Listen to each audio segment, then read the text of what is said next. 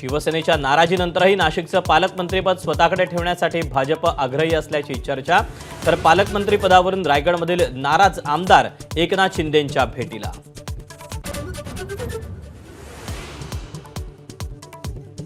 कुठल्याही योजनेत 2 ते 4% भ्रष्टाचार असतोच। 1 रुपयाच्या पीक विमा योजनेवर बोलताना कृषी मंत्र्यांचं धक्कादायक विधान।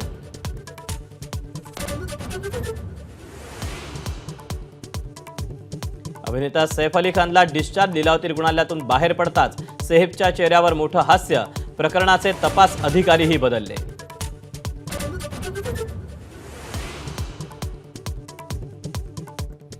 सैफचा हल्लेखोर शहजाद मेघालय सीमेवरील डाउकी नदी ओलांडून भारतात आल्याचं उघड। पश्चिम बंगालमध्ये आधार आणि सिम कार्ड बनवल्याचंही तपासात निष्पन्न।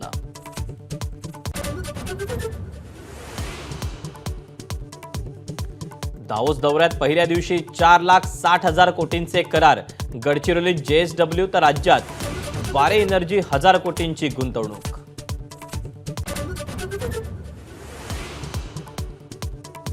पुण्यात गुलेन बॅरी सिंड्रोम बाधित 22 संशयित।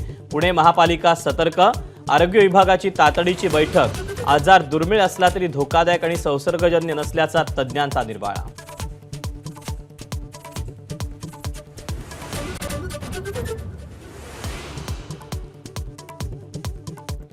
छत्तीसगड ओडिशा सीमेवर सुरक्षा दल आणि नक्षलवाद्यांमध्ये भीषण चकमक।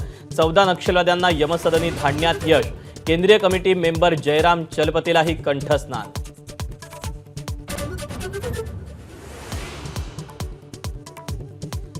जागतिक आरोग्य संघटनेतून बाहेर पडण्याचा नवे अध्यक्ष डोनाल्ड ट्रम्प यांचा निर्णय। अमेरिकेत जन्म झाल्यावर मिळणारा नागरिकत्वाचा अधिकारही रद्द। 18,000 अवैध भारतीयांवर परतीची टांगती तलवार।